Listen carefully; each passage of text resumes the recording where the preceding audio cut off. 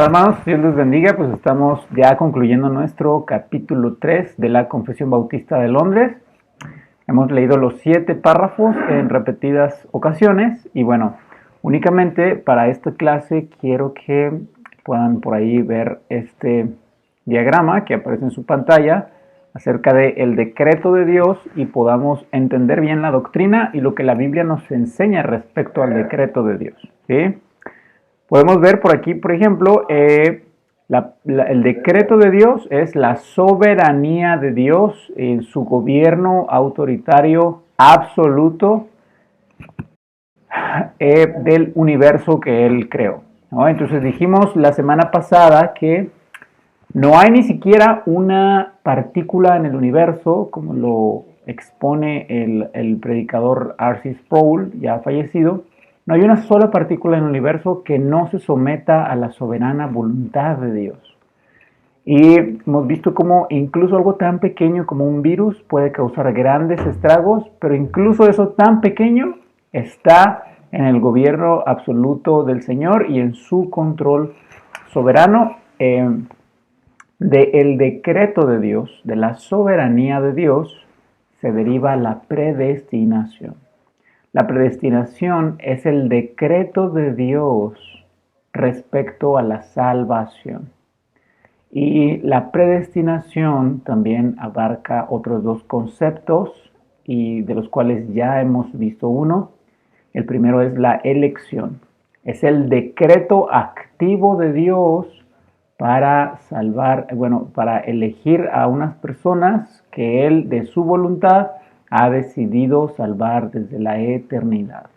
Y la reprobación, que es una doctrina difícil, más difícil todavía que la predestinación y la elección, es la reprobación y es el decreto pasivo de Dios respecto a la predestinación. Entonces, el decreto de Dios es la soberanía de Dios, su gobierno sobre el universo. El decreto de Dios respecto a la salvación se llama predestinación y hay dos predestinaciones, por así decirlo: la elección, la predestinación para la salvación y la predestinación para la condenación. En nuestros estudios pasados no hemos indagado mucho en versículos, aunque la Confesión Bautista descansa sus declaraciones en versículos todo el tiempo porque basan sus declaraciones de fe en las Escrituras. Y nada más voy a leer algunos de ellos para afirmar nuestra doctrina de la elección. La elección, la predestinación en sus dos ámbitos, en la elección y la reprobación, son completamente bíblicos. Y miren, vamos a citar algunos versículos. 1 Timoteo 5:21. Te encarezco delante de Dios y del Señor Jesucristo y de sus ángeles escogidos. Si recuerdas, en el párrafo, creo que es el número 3 de la Confesión Bautista, se nos dice que tanto ángeles como hombres son escogidos para salvación.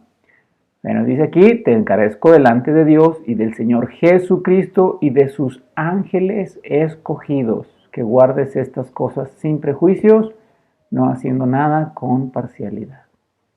Mateo 25:34.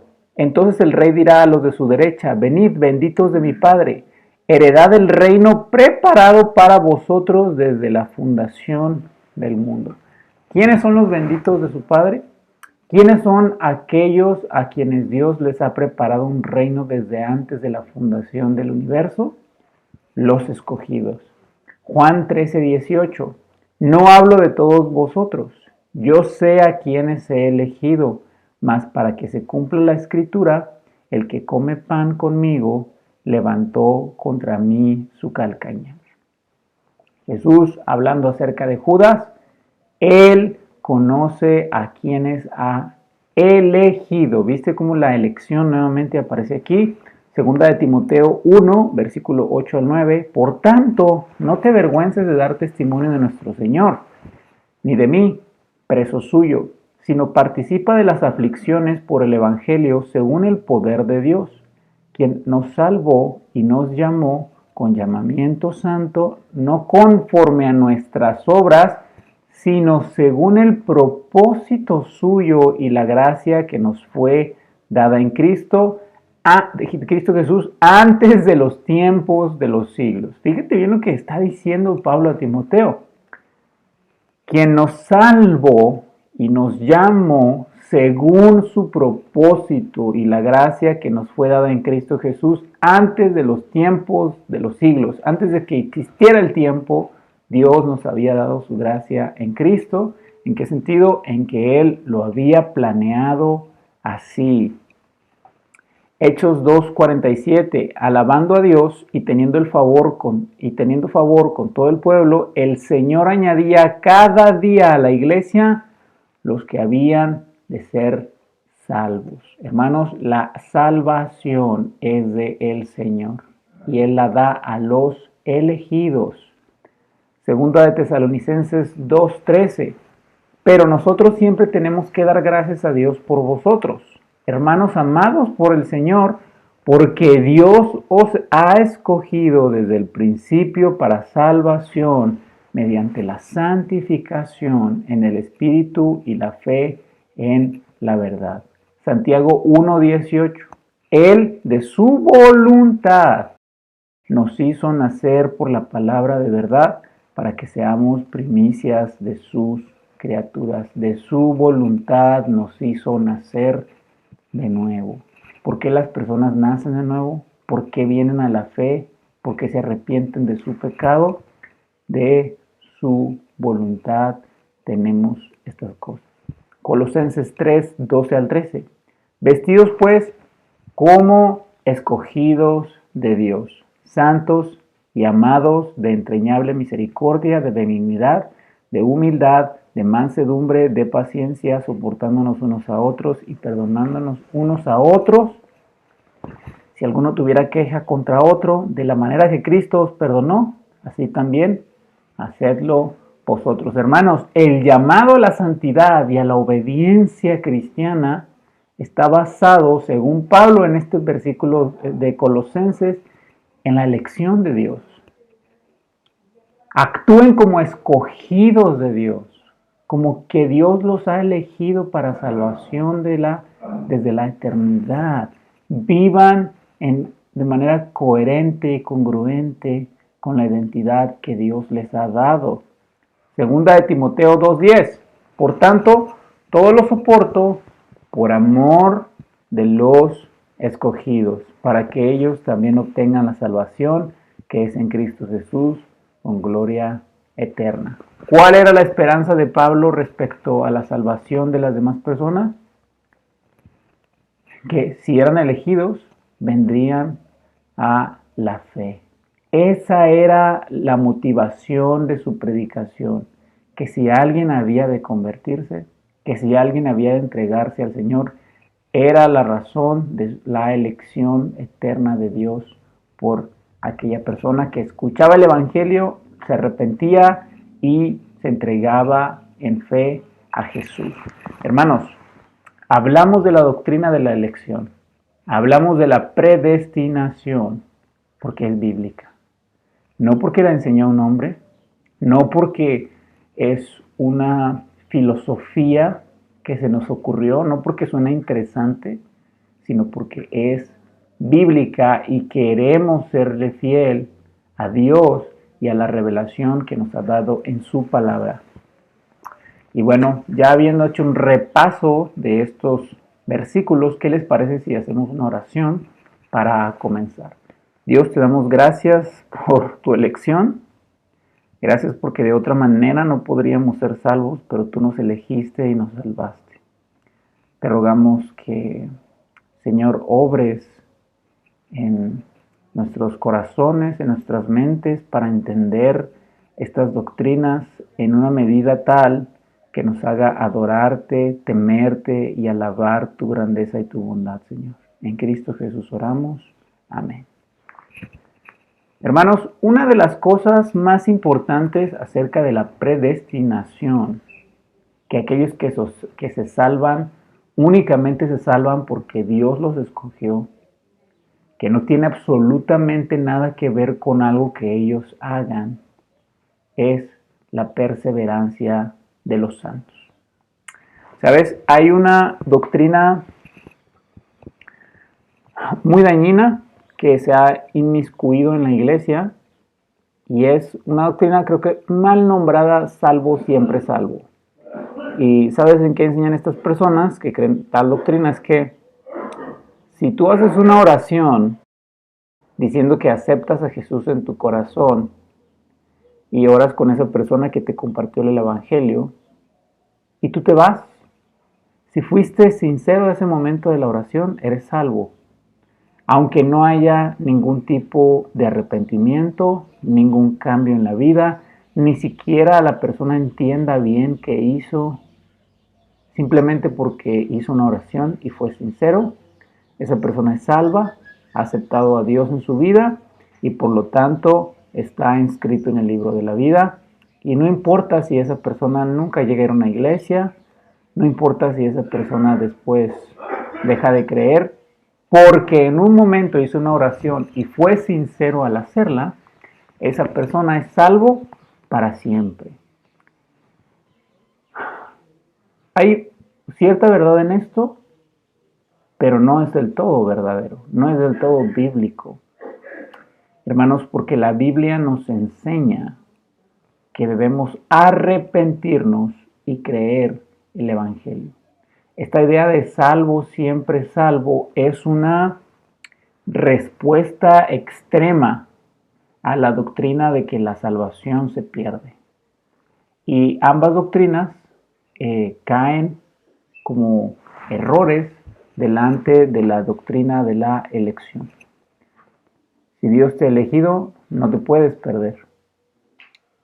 Y si Dios te ha elegido, manifestarás esa elección poniendo tu fe en Jesús y después siguiendo la fidelidad a esa fe que pusiste en Cristo. Hermanos, la idea de salvo, siempre salvo es una gran mentira porque la salvación viene con una santificación inevitable. Todas las personas que entregan su vida a Jesús serán transformados sí o sí. No puedes decir que Cristo te salvó y vivir una vida alejado de Él. ¿Para qué te salvó? Te salvó para tener comunión con Él, para hacerte suyo, parte de su pueblo, hacerte miembro de su familia, eres un hijo adoptado.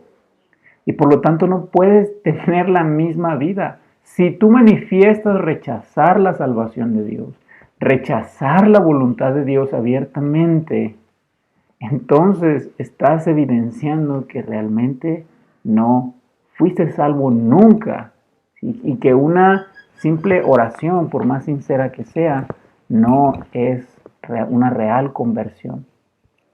Así que, hermanos, si ustedes creen en esta doctrina de salvo siempre salvo, analízala bien, porque es un error. Todo aquel que invoca el nombre del Señor debe apartarse de la iniquidad.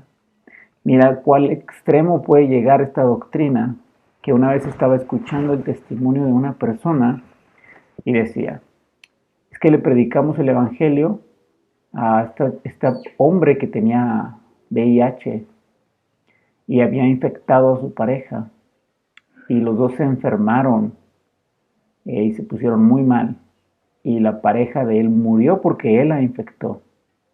Entonces una persona fue a visitar a este hombre y le predicó el Evangelio y este muchacho dijo, sí, es que yo esa oración la hice antes. ¿Y sabes qué le dijo el evangelista que fue a visitarlo al hospital? Le dijo, entonces tú ya eres salvo. Y este muchacho decía, no, es que yo no quiero ir al cielo, porque mi novia no va a estar ahí. Quiero irme al infierno con ella, porque es lo que merezco, porque todo esto es mi culpa. Y entonces el evangelista le decía, no, pues no puedes ya, no puedes rechazar lo que Dios ya te dio. Claramente este muchacho no ha entendido el evangelio. Bueno, no lo entendió. Claramente él estaba rechazando la gracia de Dios y por lo tanto la oración que hizo no valía nada. No valía nada. Él no quería la salvación. ¿Cómo Dios va a salvar a alguien en contra de su propia voluntad? Por lo tanto, no podemos creer en lo salvo, siempre salvo. Y en un cierto sentido, pues, porque esta idea de salvo, siempre salvo, apunta al hecho de que no importa si te alejas de la iglesia y si regresas a vivir peor que el diablo, mientras hayas hecho una oración en tu pasado, es suficiente para salvarte. Y la Biblia nos enseña lo contrario. Hermanos, la salvación no se pierde. ¿Por qué no se pierde? Porque Dios nos salva según el libre decreto de su voluntad y su plan soberano para elegirnos para ser suyos desde la eternidad. Y tú, ni tu pecado es suficientemente poderoso para frustrar los planes soberanos de Dios. Por lo tanto, la salvación no se pierde porque no se gana y porque no eres más poderoso que Dios. Sin embargo, la predestinación nos enseña que Dios persevera o preserva a aquellos que salva. Todos los que Dios ha elegido perseverarán en la fe. ¿Te acuerdas lo que dice Juan? Salieron de nosotros porque no eran de nosotros. Aparentaron haber tomado una decisión, aparentaron haber evidenciado su elección, pero no perseveraron porque no eran de nosotros. Hermanos, esto es hermoso. Por eso los proverbios dicen, 7 veces cae el justo y vuelve a levantarse. ¿Qué significa 7 veces? Perfección, plenitud, completo. El justo puede caerse tantas veces, así como le dijo Jesús a Pedro, 70 veces 7. Puede caerse todo el tiempo, cada día, muchas veces, equivocarse toda su vida, pero volverá a levantarse. No va a dejar de arrepentirse y de recurrir a su Salvador, porque es justo, porque ha sido lavado y justificado y por lo tanto su corazón, a pesar de sus constantes errores, buscará a su Salvador. Hermanos, de eso se trata la perseverancia. De que no dejamos de pecar, sino que no dejamos de arrepentirnos. No dejamos de caminar el camino de la fe. Si seguimos luchando, seguimos fallando, pero también seguimos recurriendo y descansando en el Salvador que nos ha comprado. Y por eso la predestinación y la soberanía de Dios son un gran consuelo para el alma del cristiano. ¿Alguna vez has pensado que seguramente Dios ya está harto de ti porque tu santificación es tan lenta, porque eres desobediente, porque volviste a pecar, porque quieres ser como Cristo y estás tan lejos de llegar a ser como Él? ¿Ves el carácter cristiano que tienes y está tan lejos de lo que realmente debería ser? Estoy seguro que te ha pasado. Si tú eres un verdadero cristiano, el hecho de que no te parezcas a tu Salvador causa un gran peso en tu corazón y duele. Pues hay un consuelo para ti, la predestinación. Dios preservará a todo aquel que ha elegido para la salvación. ¿Por qué? Porque Dios elige para salvarnos y nos elige para hacernos santos y sin mancha y para transformarnos en conformidad con la imagen de su Hijo. Ese es el plan de Dios para ti. ¿Y sabes qué? Dios es soberano. Lo va a lograr. Sí, eres muy pecador, pero lo va a lograr. Si Él se ha propuesto eso en tu vida, lo va a lograr. Y yo creo que no hay mayor gozo que ese. Cuando yo veo mi propio corazón y veo todas las cosas que hago mal, y me deprimo y me desanimo, tengo que pensar que tengo un Dios soberano, que tiene el propósito de hacerme conforme a su naturaleza y que por lo tanto yo tengo que descansar en Él y seguir adelante y seguir luchando. Porque no depende de mí la meta que Dios ha puesto en mi vida. Depende de Él y la va a cumplir. Y por lo tanto, yo puedo seguir esforzándome. Y hay esperanza para mí en que Dios vencerá este corazón con tantas cosas monstruosas y horribles dentro de Él, que aunque nadie puede ver, yo las conozco bien. Pero Dios, hermanos, preservará a todo aquel que ha elegido. ¿No deseas esto? ¿Ser como Cristo es? ¿No te desanimas y te frustras cuando ves que no eres nada parecido a Él? Que eres egoísta, que eres incrédulo, que eres enojón, que eres inmoral, que eres chismoso, mentiroso, cobarde, infiel, que tienes ídolos en tu corazón. Pues haya consuelo en que Dios preservará a sus santos elegidos. Hermano, si tú has creído en Cristo, esa salvación debe manifestarse todos los días de tu vida. ¿Y sabes qué?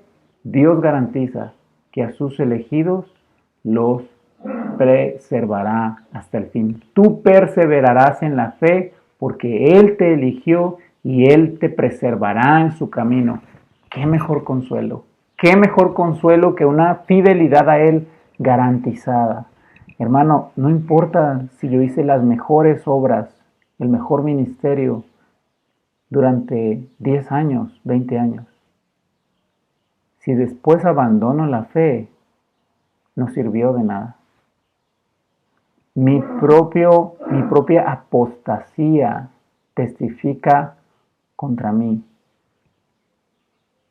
de que nunca fui salvo, que salí de la congregación de los santos porque no era de ellos. Pero Dios, por medio de la predestinación, nos asegura que guardará nuestro lugar para Él y nos hará llegar a la meta.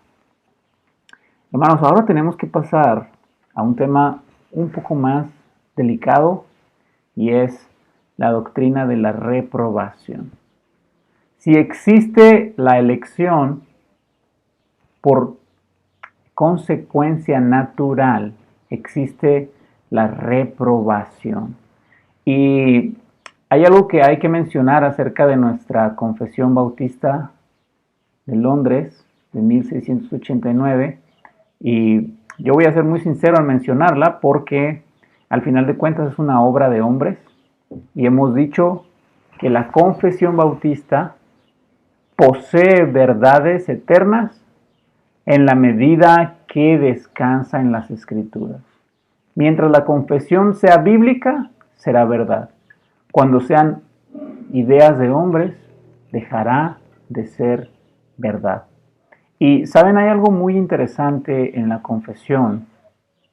Como vieron en este capítulo acerca del decreto de Dios, hay 7 párrafos, pero uno fue removido, el que vendría a ser el número 7 y haría que el 7 de nuestra confesión fuera el 8. Por alguna razón fue removido, no sé por qué, pero sí lo encontramos en otras 2 confesiones de fe de las que se apoya nuestra confesión bautista. Es la Declaración de Savoy y la Confesión de Westminster, que fueron elaboradas antes de la Confesión Bautista de Londres. Y en estas 2 declaraciones, de las cuales toma nuestra confesión bautista, sí se menciona la doctrina de la reprobación y yo creo que es importante que conozcamos esa doctrina. Y te voy a leer este párrafo extraído de la Confesión de Westminster, que es precursora de nuestra confesión bautista y es importante considerarlo. Dice así: el resto de la humanidad, por su pecado, agradó a Dios pasarla por alto y destinarla a deshonra e ira. Incluso según el inescrutable consejo de su propia voluntad, por el cual extiende o retiene misericordia como a él le place, para gloria de su poder soberano sobre las criaturas, para alabanza de su gloriosa justicia. Pues si recuerdas este pequeño diagrama que hice, tenemos el decreto de Dios y el decreto de Dios en la salvación se le llama predestinación, y la predestinación tiene otros dos ramas, la elección y la reprobación.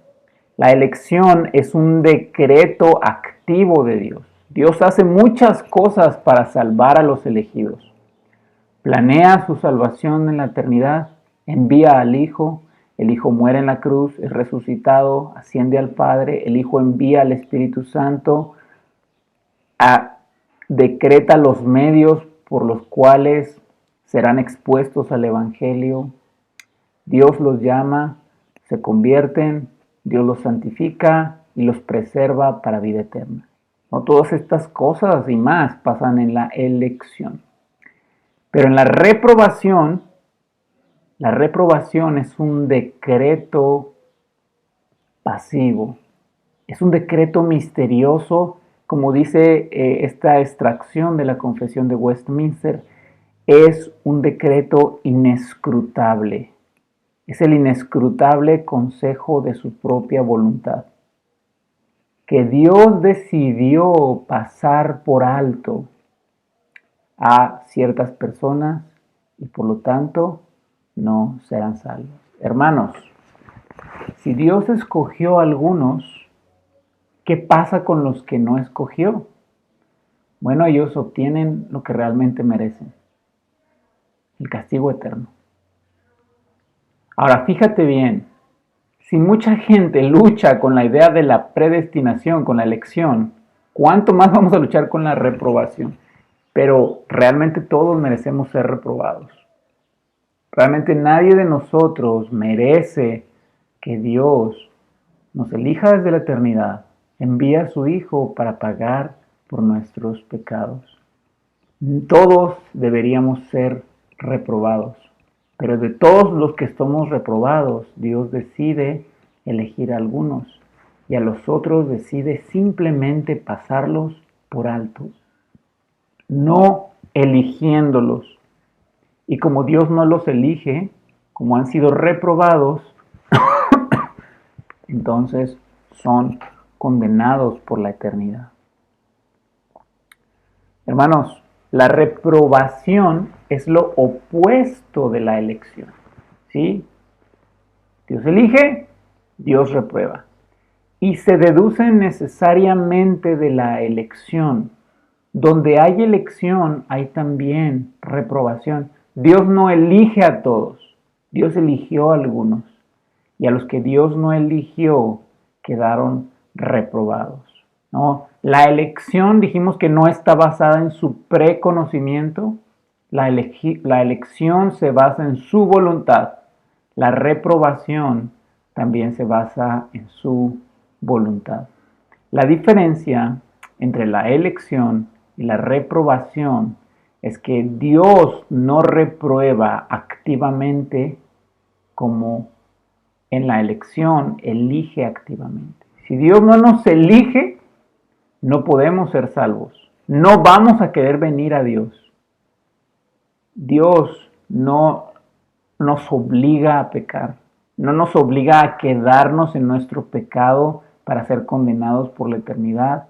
Él simplemente no hace nada para que nosotros salgamos de ese estado en el que voluntariamente nosotros quisimos estar. Al final de cuentas, la reprobación no significa condenación. Reprobación es pasar por alto, no decidir no elegir a tal persona. Y después esa persona por su pecado es condenado. Hermanos, la reprobación no es que Dios te obligue a pecar, te obligue a quedarte en tu pecado. Algunas veces he escuchado, sobre todo en evangelio de Judas apócrifo, donde Judas, bueno, no es Judas realmente, pero donde supuestamente Judas está diciendo, no, yo no quería traicionar a Jesús, pero él me obligó. Hermanos, Dios no obliga a nadie a pecar. Todos de nuestra propia concupiscencia, de nuestra propia voluntad pecamos. Y eso nos condena. Dios no necesita obligarnos a pecar, no necesita obligarnos a odiarle. Nosotros odiamos a Dios porque voluntariamente amamos el pecado. La reprobación es lo que pasa con aquellos que Dios no elige según su bondadosa voluntad. Hermanos, y yo sé que esta doctrina es muy difícil. O sea, si la elección es difícil, la reprobación es aún más difícil. Durante mucho tiempo estuve luchando con Romanos 9. Y vamos a analizar esa parte de la Biblia hoy. Y hermanos, yo recuerdo bien que renegaba de Dios y no podía aceptar, sencillamente no podía aceptar que Dios había decidido no considerar a ciertas personas, que Dios no quiso darles ni una sola oportunidad. Yo me enojaba con la simple idea, con el simple pensamiento de pensar que Dios no le diera la oportunidad a algunos. Y le preguntaba a algunos hermanos, leía mi Biblia y sobre todo no podía soportar Romanos 9. Hasta que un día, después de estar orando tanto tiempo y luchando con esta doctrina, regresé a Chávez de un viaje que hicimos y vine a la iglesia y nuestro hermano Emilio estaba predicando y él contó una historia que me hizo entender lo que estuve luchando por entender. Hermanos, y eso fue que él estaba por acá por Florida, ya ven que él vende fruta y cosas así, y contaba cómo él andaba en su carrito y una persona se le acercó para ofrecerle droga. Y entonces el hermano Emilio, pues, y me acuerdo bien sus palabras, ¿no? Le ofrecieron un pase. Y el hermano Emilio le dijo, no, yo te ofrezco un pase mejor, un pase para la eternidad. Y esta persona se burló del hermano y no quiso nada de eso. Hermanos, ahí entendí la doctrina de la reprobación. Y ahí entendí que Dios no tiene por qué darle la oportunidad a nadie. Nadie, hermanos, merecemos una oportunidad para ser salvos. Porque desde que nosotros tenemos uso de razón, comenzamos a traicionar y a rebelarnos y a pecar en contra de un Dios bueno. Dios nos ha dado todo para que lo amemos y lo honremos, pero ¿sabes qué hacemos nosotros? Lo mismo que hizo ese hombre. Escuchamos de la bondad de Dios y nos burlamos y lo rechazamos. Hermanos, Dios no está obligado a darnos una oportunidad para ser salvos. El simple hecho de que existamos ya es mucha bondad de Él, a pesar de la terrible maldad y las porquerías que se almacenan en nuestro corazón y en nuestra mente. Todos deberíamos ser reprobados, hermanos, todos. Cuando no queremos admitir esto, parece más que consideramos a Dios un tirano y un insensible, reclamándole a Dios que los humanos tenemos derechos. Pero realmente no tenemos derechos, porque hemos roto la ley, porque hemos violentado nuestras obligaciones. Hermanos, este mundo no es nuestro. Nosotros no somos el centro de atención. El centro de atención es Dios. No debería, hermanos, parecernos extraño que Dios repruebe. Lo que debería maravillarnos y para parecernos increíble es que Dios elija. Eso sí es un milagro. ¿Por qué Dios nos va a elegir si somos tan pecadores? Merecemos ser destruidos, porque todo el tiempo estamos pecando en contra de un Dios y rechazándolo. Y como dice Pablo en Romanos, Él extiende sus brazos, sus lazos de amor a un pueblo rebelde y contradictorio. ¿Cómo vamos a merecer su gracia, hermano? No lo merecemos. No merecemos ni una oportunidad. Y luchamos con estas doctrinas bíblicas porque ponemos al hombre por encima de Dios. Porque creemos que sí la merecemos. Pero cuando empezamos a creer que merecemos que Dios nos dé cosas, la gracia deja de ser gracia. Porque la gracia es un regalo inmerecido. Mira lo que dice Proverbios 16:4. Todas las cosas ha hecho Jehová para sí mismo, y aún al impío para el día malo. Apocalipsis 17:8. La bestia que has visto era y no es, y está para subir del abismo e ir a perdición. Y los moradores de la tierra, aquellos cuyos nombres no están escritos desde la fundación del mundo en el libro de la vida, se asombrarán viendo la bestia que era y no es y será. ¿Viste, hermano? Tenemos la idea errada de que aquella persona que se arrepiente, Dios la anota en el libro de la vida. No, hermanos, Dios no está haciendo su inventario. Esos decretos son eternos. Él los estableció antes de que el tiempo existiera. Así también los que debían estar y los que no debían, o Él no eligió estar por gracia en el libro de la vida. Mira lo que dijo Jesús. Vosotros no creéis porque no sois de mis ovejas. Así de sencillo. ¿Por qué le predicamos a personas y no se arrepienten? Porque no son de Dios. Y ya. Porque Dios en su voluntad ha decidido no rescatarlos, no elegirlos. Judas 4, y yo creo que estos dos siguientes versículos son los más duros y claros, hermanos. Judas 4, porque algunos hombres han entrado encubiertamente, los que desde antes habían sido destinados para esta condenación, hombres impíos que convierten en libertinaje la gracia de nuestro Dios y niegan a Dios, el único soberano, y a nuestro Señor Jesucristo. Primera de Pedro 2:8.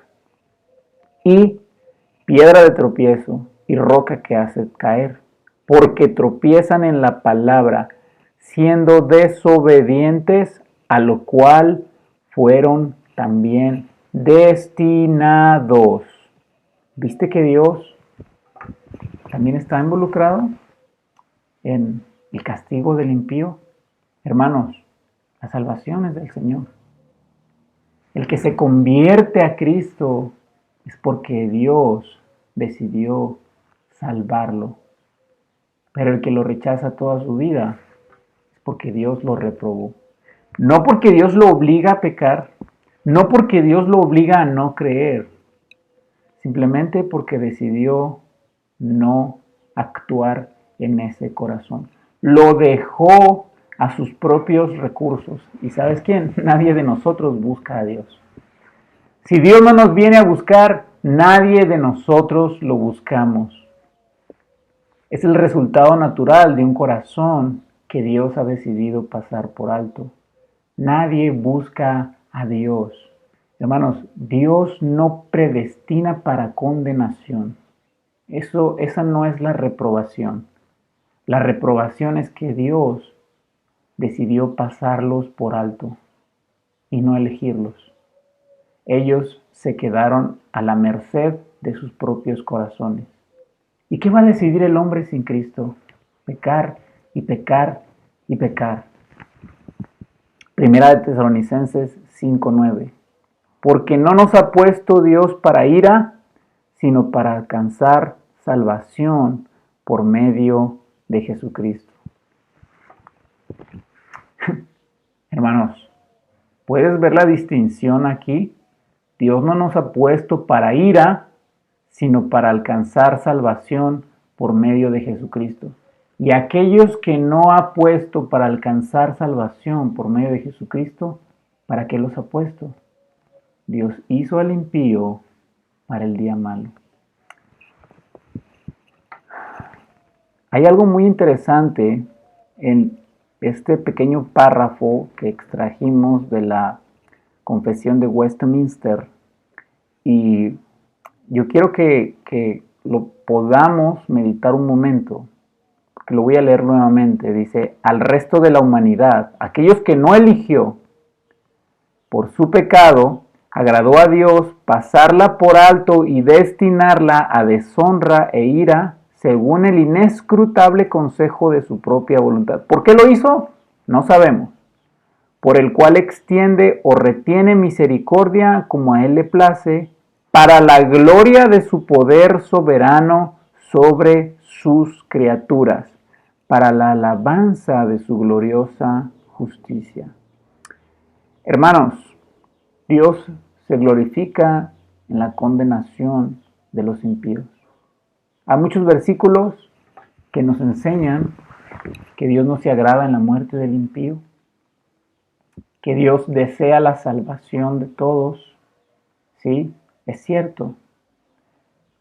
Pero otra vez, lo que nos quieren decir estos versículos es que Dios no obliga maliciosamente a que los pecadores endurezcan sus corazones en contra de Dios.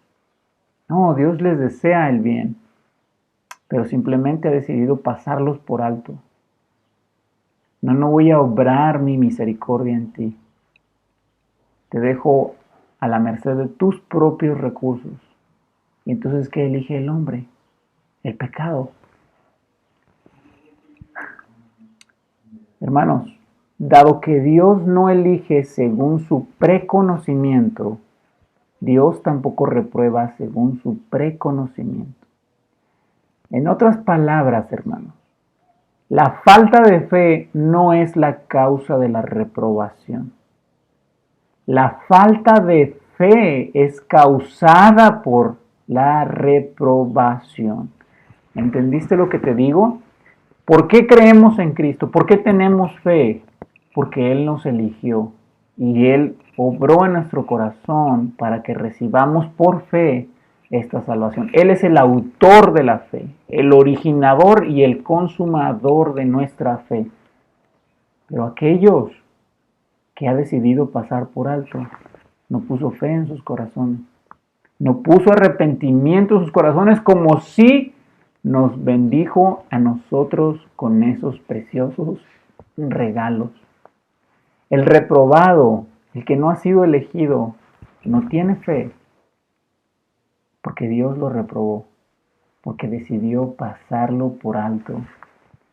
Hermanos, esta doctrina debe hacernos temblar de reverencia y de amor y de gratitud hacia Dios. ¿Qué diferencia tenemos de los reprobados, hermanos? ¿Somos mejores? No somos mejores. Somos igual de pecadores que ellos. Somos igual de merecedores de una condenación eterna en el infierno, pero Él quiso salvarnos. Aquel hombre, aquella mujer que no está consciente de lo que realmente merece por su pecado, renegará de la predestinación, de la elección y de la reprobación, porque no ha entendido lo grave de sus faltas a la ley eterna de Dios. ¿Cuál es la diferencia entre los que creemos en Cristo y los que no? Que unos fueron elegidos y otros fueron reprobados. A unos Dios quiso amarnos y entregarnos todas las cosas en Cristo, sin merecerlo, por pura gracia. Y a otros Dios les dio lo que merecen, pasarlos por alto. Y seguramente a este punto, hermano, sigues luchando con lo que te estoy diciendo. Pues vamos a Romanos 9, porque qué sabio es Dios. De verdad me sorprende tanto este pasaje y qué sabio es Dios. Romanos 9, versículo 9 al 13. Porque la palabra de la promesa es esta: por este tiempo vendré y Sara tendrá un hijo. Y no solo esto, sino también cuando Rebeca concibió de uno, de Isaac nuestro padre, pues no habían nacido aún, ni habían hecho aún ni bien ni mal, para que el propósito de Dios, conforme a la elección, permaneciese. No por las obras, sino por el que llama. Se le dijo: el mayor servirá al menor, como está escrito: a Jacob amé, mas a Esaú aborrecí. Hermanos,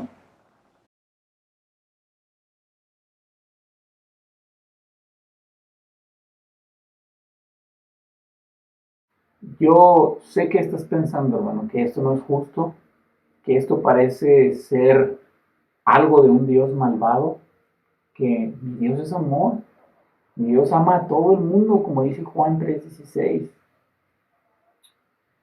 También Pablo sabía que íbamos a pensar esto. También él lo sabía y Dios lo guió a escribir increíble esta parte tan complicada de las Escrituras. Mira lo que dice el versículo 14 al 18. ¿Qué pues diremos? ¿Hay injusticia en Dios? Porque desde que estaba en el vientre de su madre a uno rechazó y al otro aceptó, al otro amó.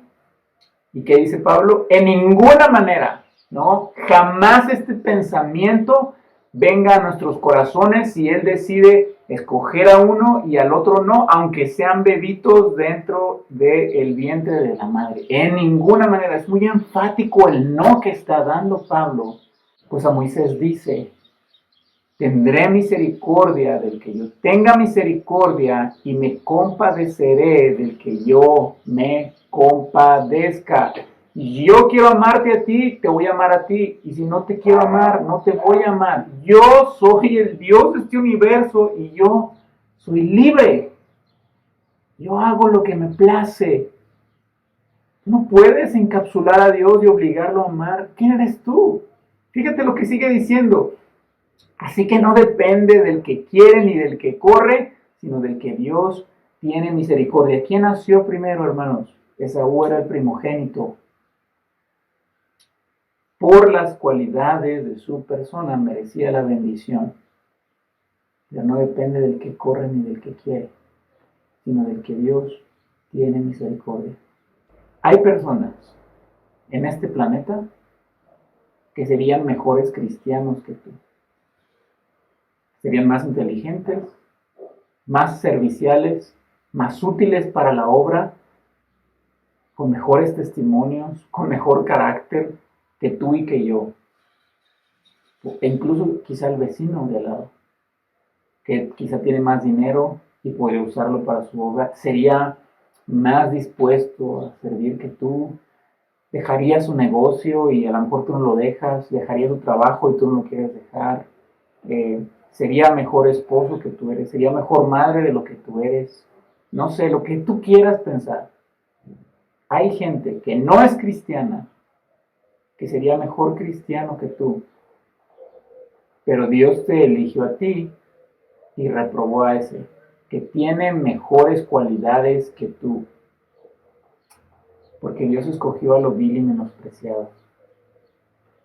Si tú estás en la fe, es porque Dios te eligió y por pura gracia de Él no te reprobó, no quiso pasarte por alto, no quiso verte y decir: no vale la pena.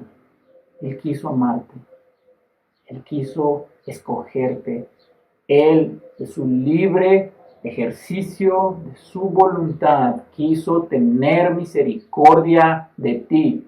Tú no mereces una oportunidad, nadie merecemos una oportunidad, pero Él quiso dártela. Y sabes que no era nada más una oportunidad según tus cualidades, según tu voluntad de escogerla o rechazarla. No, hermano. Era una oportunidad garantizada de que Él obraría su salvación en ti.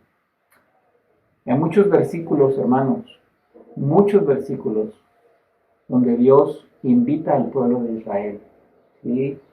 ¿Te acuerdas donde dice, hoy está delante de ti, Israel, el bien y el mal? ¿Qué escogerás? Y aparentemente ellos escogen a Dios, servir a Dios.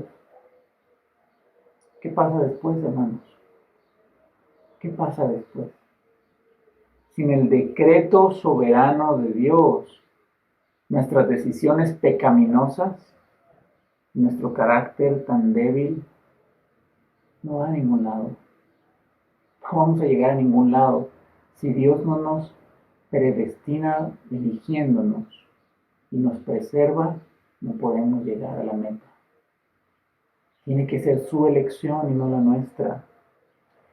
Versículo 17. Porque la Escritura dice a Faraón, para esto mismo te he levantado, para mostrar en ti mi poder y para que mi nombre sea anunciado por toda la tierra. ¿Por qué Dios endureció el corazón de Faraón? Porque el Faraón, hermanos, lo había endurecido él solo previamente. Lo endureció, lo endureció, lo endureció y después vino Dios y lo entregó a juicio. No, Faraón no era una blanca palomita. Era un pecador que hacía cosas horribles. Él mismo se llamaba Dios. Era un ser tan arrogante y tan soberbio que habiendo visto las maravillas de Dios, lo rechazó. Mi hermano lo rechazó a Dios, porque Dios lo rechazó primero, porque no le concedió la gracia para arrepentirse. Lo dejó a la merced de su propia voluntad. ¿Y cuál fue la voluntad de Faraón? Amar su pecado, adorarse a sí mismo. De manera, dice el versículo 18, que de quien quiere tener misericordia, de quien quiere tiene misericordia, y a quien quiere endurecer, endurece. A quien Él quiere elegir, hermanos, elige para salvación.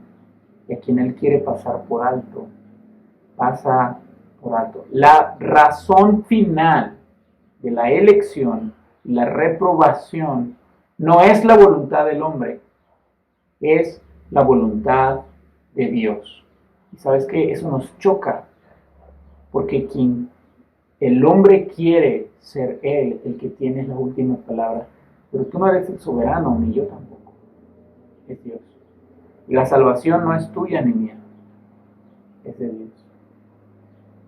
Hermanos, esto podría sonar a que el hombre se va al infierno porque Dios quiere, pero eso no es lo que dice la Biblia. Dios no se alegra de la muerte del impío. La reprobación no es la idea de que Dios maliciosamente obra para que el hombre peque obstinadamente hasta que se pierda. No, hermanos. La reprobación es que Dios simplemente ha decidido no intervenir. Y piensa bien en tu propia vida. Si Dios no interviniera constantemente en tu vida, en tu corazón, en tu mente y en las circunstancias, ¿dónde estarías? ¿Dónde estarías? Su generosidad con algunos no significa que es injusto para con otros. Nadie, hermanos, merece ser elegido para salvación. Todos merecemos la reprobación. Pero sigue diciendo Pablo, porque yo sé que este tema es muy difícil de asimilar. Sigue diciendo Pablo, Romanos 9, 19 al 24. Pero me dirás, ¿qué pues? ¿Inculpa? ¿Es Dios el culpable de que las personas perseveren en su pecado? Porque ¿quién ha resistido a su voluntad? Si Dios es soberano y reprueba, quiere decir que la culpa es de Dios. Mas antes, oh hombre, ¿quién eres tú para que alterques con Dios? Dirá el vaso de barro al que lo formó, ¿por qué me has hecho así? ¿Podemos nosotros reclamarle a Dios, que ha decidido elegir a unos para salvación y a otros simplemente pasarlos por alto? Podemos. No puede el vaso reclamarle al alfarero. Nosotros no podemos reclamarle a Dios que haya decidido tener misericordia de unos y de otros no. O no tiene, dice versículo 21, potestad del alfarero sobre el barro, para hacer de la misma masa, un vaso para honra y otro para deshonra. ¿Y qué si Dios, queriendo mostrar su ira y hacer notorio su poder, soportó con mucha paciencia los vasos de ira preparados para destrucción, y para hacer notorias las riquezas de su gracia las mostró para los vasos de misericordia que él preparó de antemano para gloria, a los cuales también ha llamado, esto es, a nosotros, no solo de los judíos, sino también de los gentiles? ¿Qué podemos, hermano? ¿No estaba Pablo anticipando esto por medio de la inspiración de Dios? No le puedes reclamar a Dios que no elija a todos. No le puedes reclamar a Dios que elija a unos sí y a otros no les dé ni una sola oportunidad. No la merecen. ¿Quién eres tú y quién soy yo para altercar contra Dios?